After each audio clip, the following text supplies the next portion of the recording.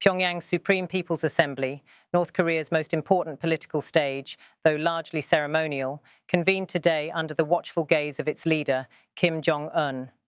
Cameras from the state-run Korean Central News Agency captured the tightly choreographed session. The rare footage, later distributed by AFP, shows Kim addressing lawmakers with a surprising message. He is open to future talks with Washington.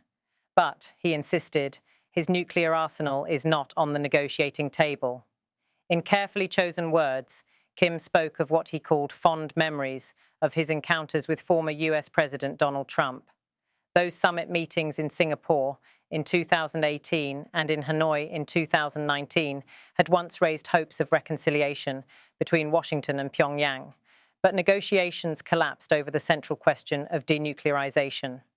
Today, Kim made clear that while his door to dialogue remains open, his nuclear weapons program, the cornerstone of his regime's survival strategy, is not up for dismantling.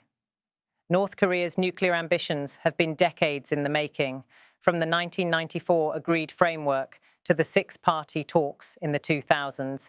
Each attempt at negotiation ended in stalemate or collapse.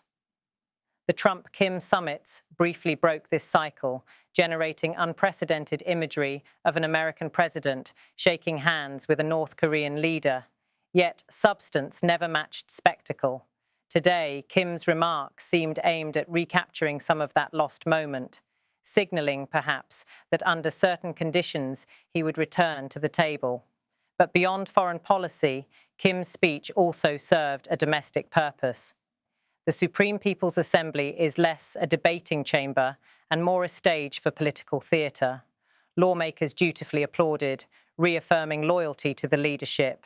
The optics reinforced Kim's authority as the country grapples with economic hardship, international sanctions, and food shortages. The parliamentary setting provided Kim with the opportunity to frame himself not just as a national leader, but as a statesman, keeping dialogue with the world on his own terms. International observers will pass every word of Kim's message. To Washington, his insistence on retaining nuclear arms remains unacceptable.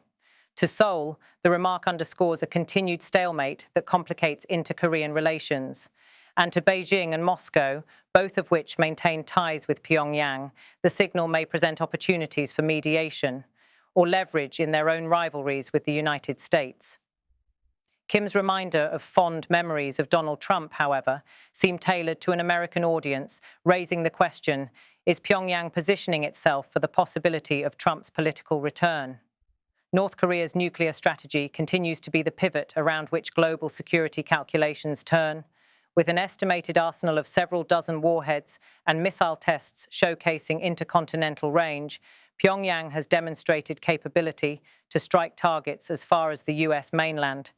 Kim's statement that dialogue is possible without nuclear concessions is therefore less an olive branch than a strategic reminder. Any future talks must accept North Korea as a de facto nuclear state. This position challenges decades of US policy, which has insisted on complete denuclearization as the starting point. The result is a deadlock that shows no sign of breaking. Inside North Korea, the spectacle of the assembly and Kim's speech was designed to project strength. But the reality facing ordinary citizens is far harsher. International sanctions and the country's self-imposed isolation during the COVID-19 pandemic have devastated trade, worsened food shortages, and left the economy stagnant. For many, the prospect of renewed talks with the United States is less about geopolitics and more about survival, the faint hope that dialogue might ease sanctions and improve daily life.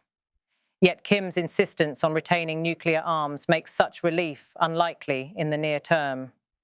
As the cameras lingered on Kim, flanked by senior generals and civilian leaders, the message was unmistakable.